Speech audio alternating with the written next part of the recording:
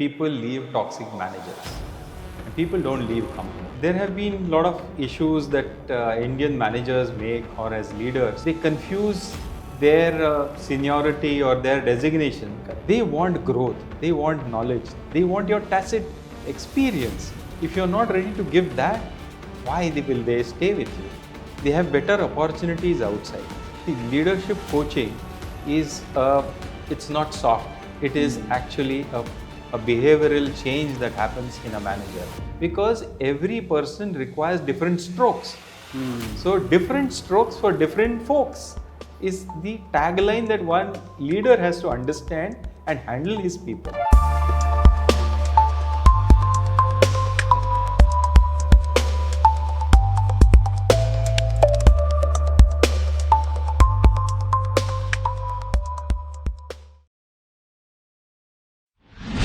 नमस्कार दोस्तों, आज हमारे साथ है डॉक्टर समीर तामाणे जी, जो एक सीनियर एचआर लीडर, कोच और इंडिपेंडेंट डायरेक्टर है।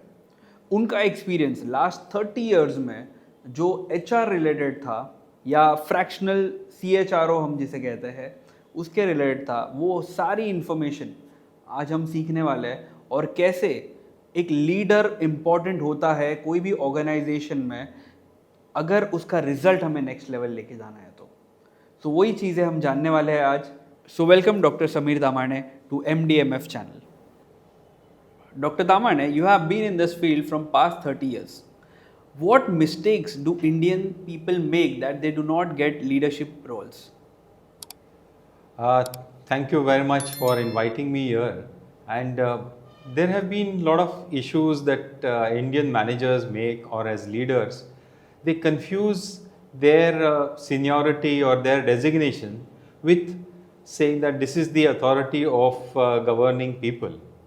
That is one of them. They misunderstand gender. They do not look at gender and take it positively. Sometimes it is also about the looking at the generations. We have a lot of generations. How to handle these generations is very important. Sometimes over dependence on the technical skills they have. They forget that they have to enable their teams to perform well, and focusing on that is very important. An important facet is self-reflection. They do not self-reflect, and that's the reason they do not know their self. They do not know what is their trigger and how they can prosper in their own work. So these are a few things that our Indian leaders need to focus on. Okay, that sounds good, and the reasons that you gave were absolutely perfect. I would like my audience, can you give them a message like about yourself? Can you introduce yourself? Sure, thank you so much. My name is Dr. Sameer Tamhane. I have been in the HR fraternity for nearly 30 years. I started as an engineer and then moved into human resources after doing my master's from Wellinkers. Worked in various companies like Godrej Boys, Premier Automobiles, Mahindra and Mahindra, and IPCA Laboratories, which I was associated with the last as a CHRO, and then now moved into leadership coaching and HR consulting. A Rotarian by heart, a running enthusiast. I do a lot of marathons. I'm also an independent director. That was a very good answer, sir. I would like to ask you how a mid-level manager can transform into a leadership in the next, for say, 12 to 18 months. That's a very important question for the millennials who are in that bracket where they would like to prosper and move ahead in life. So the focus is, first you need to focus on self. How are you performing as your own attitude towards work, performance, productivity. Then comes the next level of observing others, understanding how the great leaders perform, how does your team perform, and giving the right feedbacks at the right time. It's also important to take and receive feedback and try to improvise your own style. These are important facets that are important. Also being sensitive to various aspects of the environment, what's going on in the environment, whether it is AI, it is the generations, whatever is happening is the important aspect that these mid-level managers need to focus on. Great. So coaching will help them? Sure, coaching is an real facet which can help them, because coaching is like onion. You peel the onion slowly one by one, and they understand what is the focus that they need to have. And this onion sometimes while peeling, as we all know, can get tears. But yes, those tears are important because you understand what's important for you and how you can develop yourself. Great, absolutely. I agree with you 100%, sir. Thank you. So, my next question is, you have been a CXO, you have been a trainer for a lot of C-suite employees. What are the, you can say, habits of high-performing individuals? That's a very $1 million question, I would say, because high performing individuals first learn the three things that are important. They know in an organization or any setup, they need to focus on self, business, and their people. If they focus on all three of these, they can prosper. Now let's talk about self. When you talk of self, it is a whole body which is about how you have your attitude, your spiritual well-being, your health, your physical well-being, your thinking patterns, Correct. your resilience, how you deal with difficult situations. Resilience is always said as going ahead in adversity, in difficult situations. The other aspect is about people, knowing your people well, treating each of your people differently. People have a tendency of treating everyone equally. Correct. That's important, that you need to understand that each person is different and their requirements are different. Their readiness levels are different. You cannot treat an intern and a person with 10 years experience in the same boat. You have to treat them differently. And knowing your business. Handling your business so well so that you can move ahead. And the most important thing that many professionals have in common is reading. If you read and are updated, then you can really contribute as a visionary person. Great, absolutely. Reading is very important whenever you want to grow. I've seen big leaders of the organizations. Whenever I sit with them, they make sure they answer this question that they read at least 5 to 10 pages in a day. Have you heard this before? Yes, very much. Reading is important, and let me just tell you about reading. Recently, I observed that, at least for me, listening to books is more enchanting than just reading books. So maybe it goes to our childhood days when our parents' mother used to read a book to us. Maybe Audible is one of the facets through which I've started hearing and listening to books.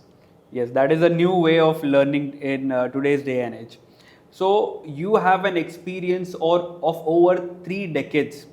You have been on the floor and now into a CHRO role.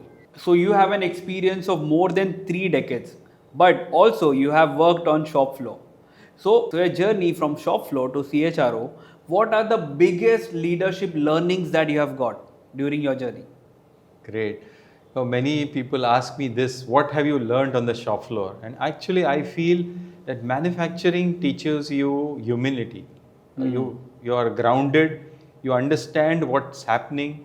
You worked in 3 shifts, then you know what are the pains of people and what they are looking forward to. Actually they are ready for change, but you have to involve people, take them along, and that's when the change can happen. That's one of the greatest learning that I've had on the shop floor. And as you move ahead in life, you realize that taking people along is as important as having a great strategy for execution. And if this strategy has to be executed well, your people, your resources are important. In this journey, one more important learning has been contribution. And that contribution comes at every level. Each person in the system is contributing something. It's not the routine. When I say contribution, I'm saying something different. Daily, when we come to work, we have to contribute something more, different. That is the alpha. If that alpha is getting bigger and bigger, you are growing in the system, and moving the ladder of the corporate ladder to the top. These are important things. And many times it is said that as you move ahead, you need to take people along. At the same time, you have to see that you grow in terms of your knowledge, skill, and enhancing your attitude. This all can happen through coaching. If you get a good internal coach or an external coach, all these things can happen. Understood. So during the journey of coaching, you have been a coach for many companies, many institutes. I would like to ask you a very different question at this moment. In 2026, they say working with Gen Zs is difficult. But Gen Zs, they say, we don't leave the company, we leave the managers. So what observations you have made during your journey, whether people leave the company or they leave toxic managers? I'm surely for it. I can vouch for it that people leave toxic managers and people don't leave companies. Because once you join a company. Many times you don't know who's your boss. But when you leave, you're not leaving the company because you have researched enough for the company when you joined it. You know the policies, but you're leaving your own manager. And this happens across generations. It's not only the Gen Z, but the Gen Z is giving lesser time to our managers. So they need to really buck up and see that they are ready to serve their people. When I say serve is, if you want to get great results from your people, you need to contribute to their success. If you are just contributing to your own success, why will they help you? Correct. They want growth, they want knowledge, they want your tacit experience. If you're not ready to give that, why will they stay with you? They have better opportunities outside. We should not be blaming Gen Z at all for this. They require speed. You can give them experience. They can give you digital performance and greater speed. Correct, true. So since we talked about toxic managers, I would also like to ask you how this leadership coaching helps. Can you give me an example like before and after situation in a company which you have helped?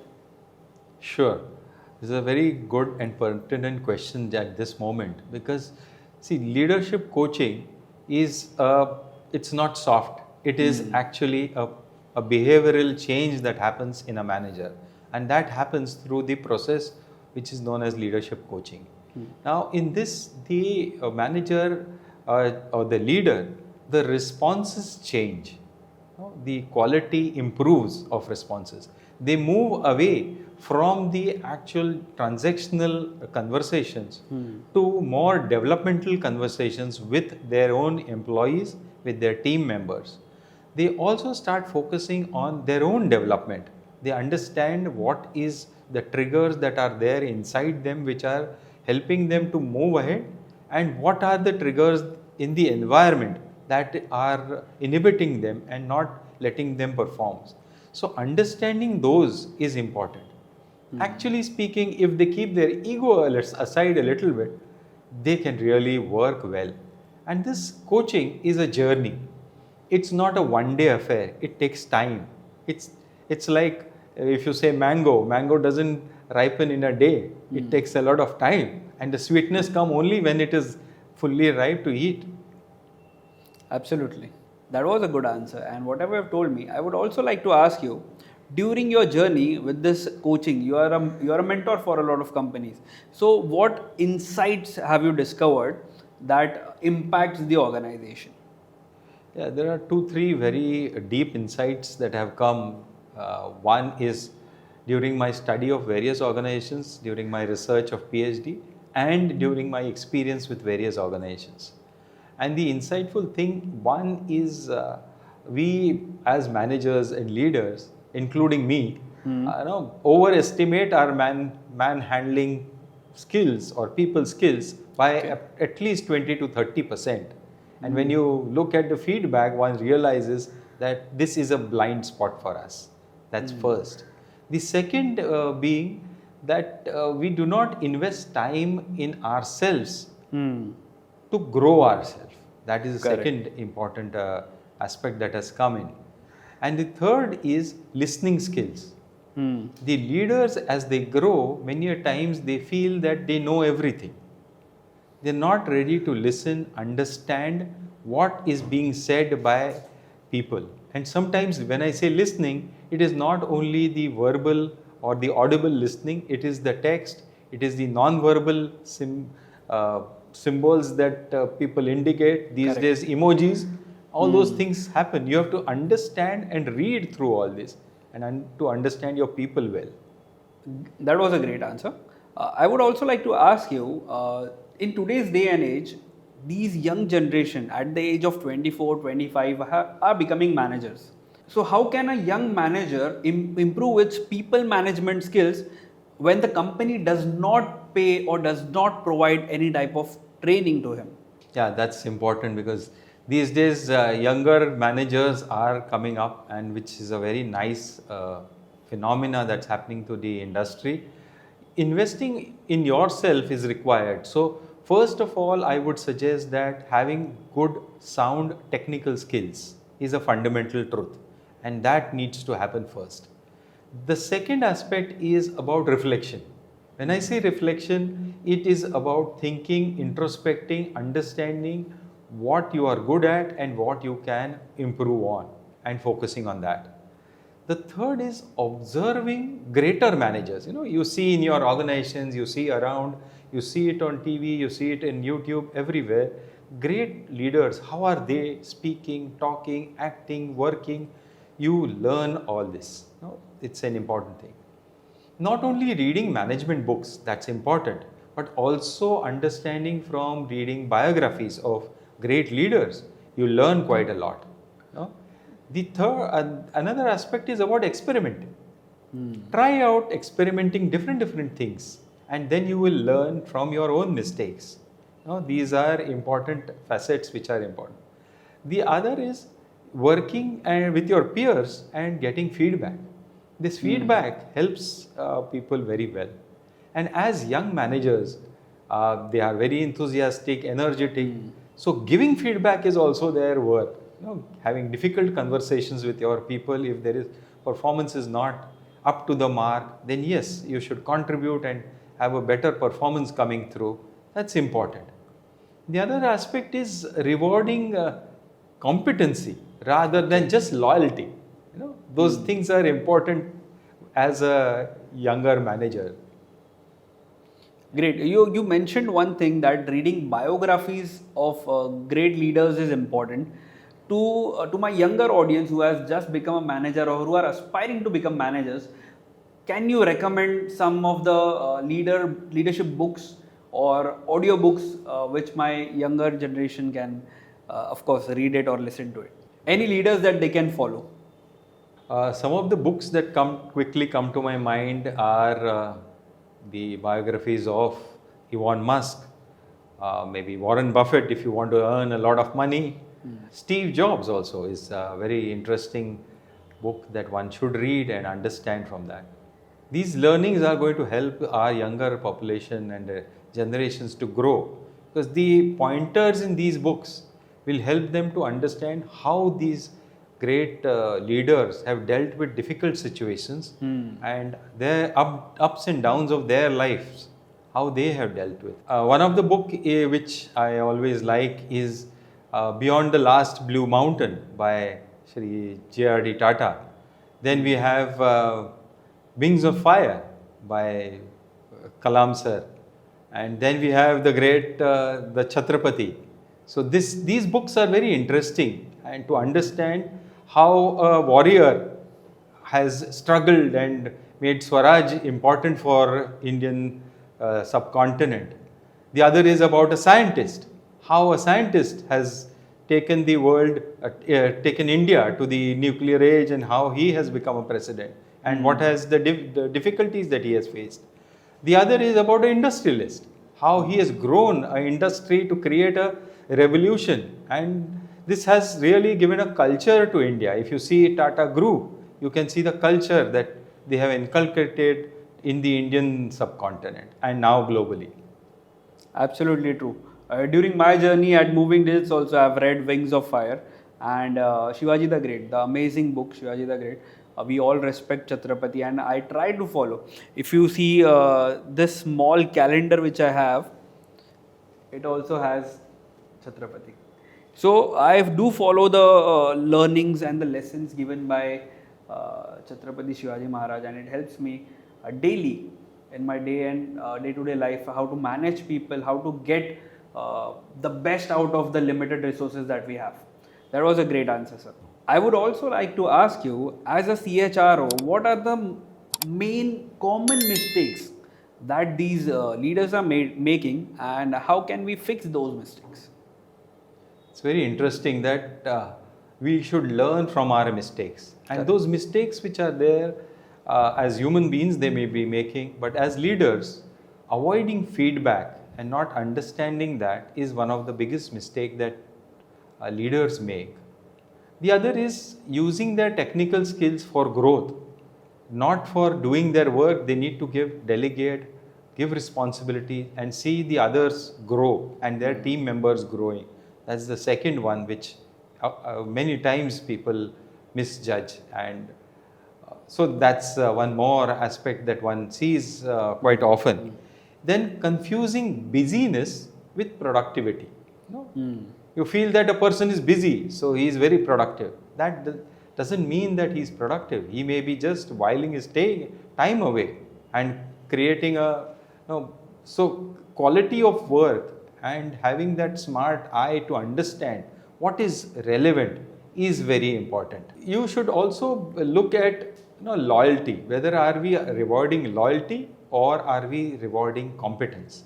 The days have gone where we can just keep on rewarding mediocre behavior and saying the person is there in the system for long, so we need to reward him. Instead of that, one needs to look at competence and start focusing on that, because that's important. The other aspect is about respecting all generations. Now, many a times I've had the privilege of working with all generations. Now, whether it be the baby boomers or the Gen Z. Luckily, unluckily, I have not worked with Alpha, who are still just coming into the system. But nevertheless, working with all these, you understand that everyone has something to contribute, and our leaders need to understand that and respect that contribution. The seniors have contributed experience, which they have gained, and the Gen Z, I won't call them juniors because they are very smart. They can give you smartness, digital capability, ability, AI, so many things they have. One has to tap all these as leaders. Absolutely true. That was a good answer. Even we at Moving Days have a mix of a team, and which helps us to maintain a balance and to grow at a very stable rate. In relation to this question, I would also really like to ask you, can leadership coaching help them in improving the performance, or is it just a soft talk, as we say? Can you give us an example or a real life situation which you have seen personally, which has helped a team to increase its productivity and performance? A very important question here is about the impact of leadership coaching. So let's talk about first the individual and then we'll go to the team. Both aspects are important. Yes. Because as a leader, when we focus on the leader, it's not only the leader who can perform, he has a whole team around him. So we first focus on the leader and see that he understands how he needs to be coached, what needs to be done. Make him more sensitive about how to handle people. And then we get into the team. So let me give you an example where such a situation was there. First rounds of coaching sessions that we had with the leader, it was emerging very clearly that he had blind spots. Oh. Now those blind spots were about his ability of handling his own emotions. Now, he was a very good technical manager. He was aware about various things and qualified for that functional role. But how to handle people was a difficulty for him without he knowing about it, but the people knew about it. The reason was that he had been brought up in such a scenario where scolding, spanking had been his regular means of learning. So he thought this is the best way to learn and teach people. But in today's generations, if you keep on shouting at people, will that help?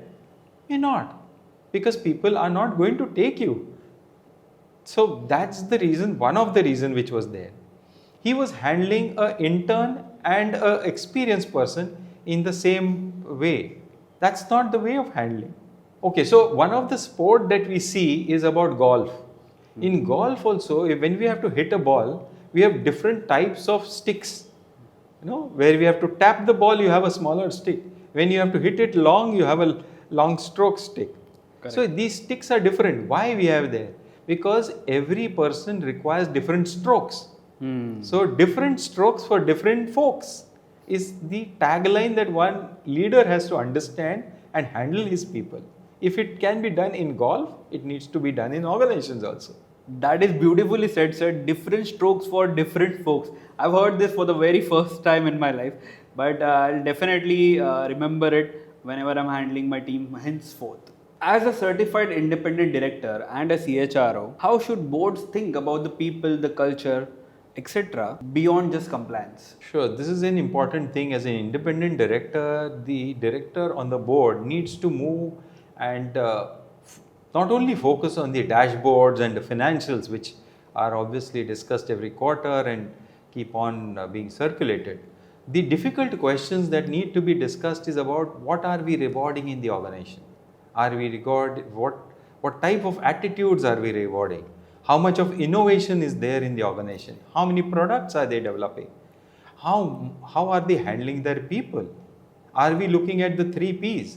That is the planet, the people, and then the profits, or just focusing on profits, which is very important for the growth and sustainability of the organization. What are we doing on the ESG front? Just planting few trees is not enough. It has to have all the 3 pillars in place. Whether safety is a norm.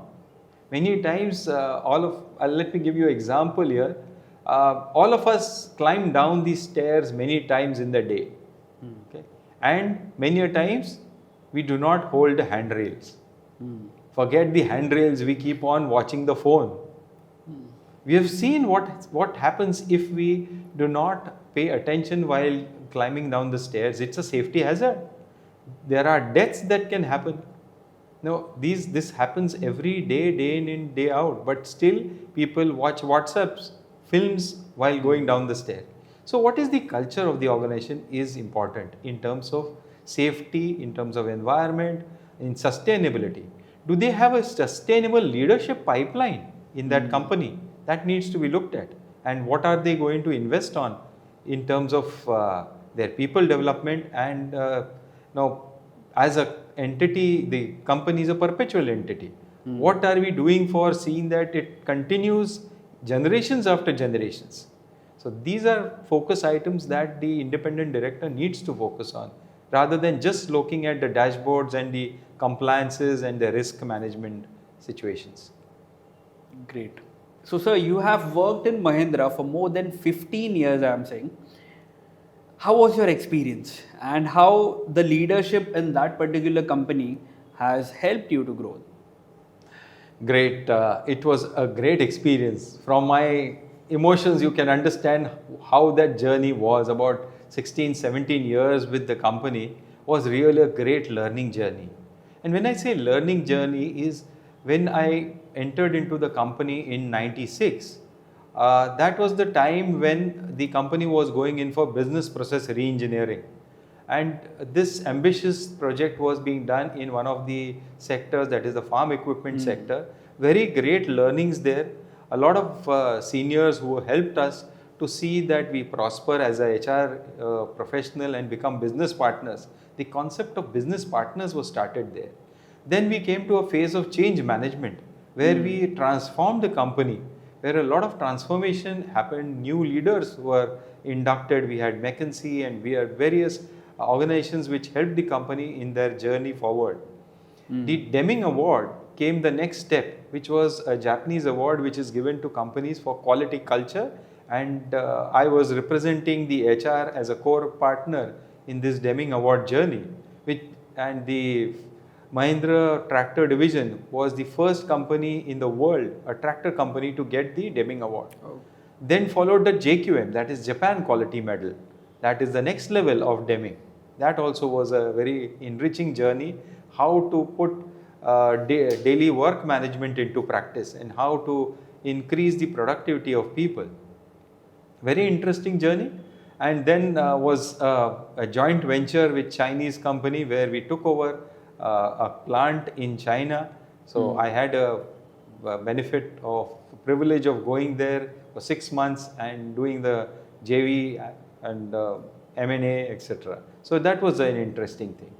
Mahindra gives you a lot of opportunities of learning. So it moved me from one sector to another. I moved to corporate HR. I moved as a training and learning and development head for GM and above, and then moved to a company named Bristlecone, which is into consulting, which is a US-based Mahindra company, which helped me to understand the role of a CHRO. And this has been a very interesting and fruitful journey for me.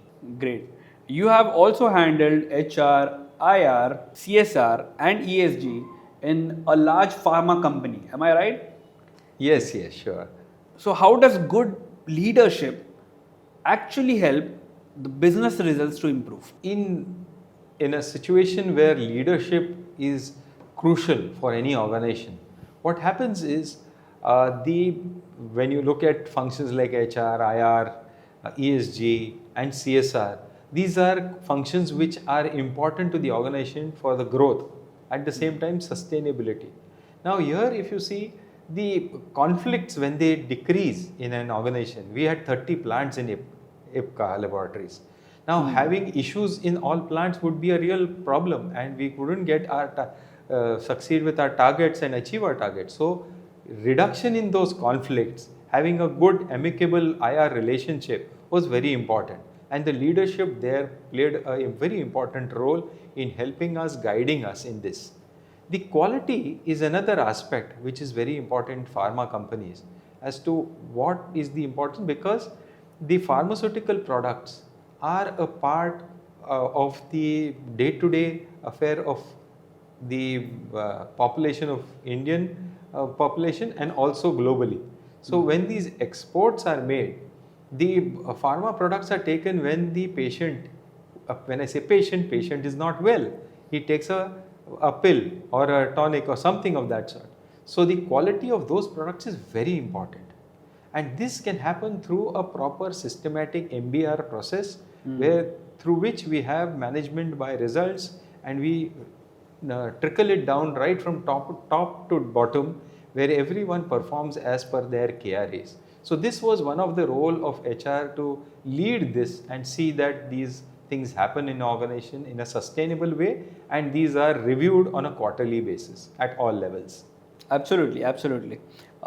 Leading to this, my another question is, what culture shall we adopt from what best cultural practices from Mahindra and IPCA that you would recommend for a company like Moving Digits or any other startups that are coming which will help us to grow? Great. No, it will be a culmination of various things of my experience. You know? The best ones. I just want the best ones. Sure. So Mahindra gave you a learning culture. So they had the ability to experiment and see that it also the execution excellence. So one is experimenting, that is innovation.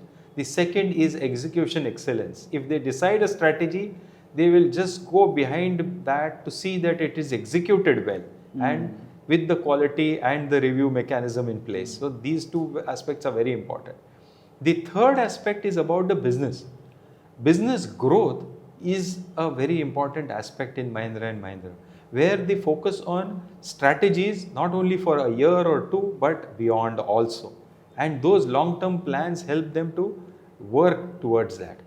If I come to IPCA has a different culture, which is a pharmaceutical culture, where innovation, yes, is very important, but the SOPs, the procedures, having the processes in place are very important. And growing companies like yours would require good, robust processes and great people. And you, being a great leader, are going to develop great people. I am sure about that. Definitely. Thank you for the compliment, sir. In today's day and age, the time has come that AI and automation is taking over a lot of HR roles. So, what do you think will be the state of HR leadership or HR coaching in the next 5 to 10 years? It's a great, very important question these days. Everyone is asking about and talking about AI. So, what is AI? Everyone knows. It is something what is there in the system in the world. Now, culminating that, and who has developed AI? A human being has developed AI. True. So, one needs to understand if we can club our human mind and use AI for our quick results and reduce our transactional work, we'll be very well off, because we have something which is unique. We can't only think, but we can feel, experience. We have a soul. We have so many other things which the AI cannot. AI has information. It can process information very, very fast. But let me tell you, our eyes are more powerful than the camera that we are using here. Let's try to use all the different facets that God has given us. Our own being, ourself, our soul, our understanding of people. No, everyone says that a human body is a great machine which God has created. It can replenish itself, it can cure itself, it can do so many things, and it can create AI also.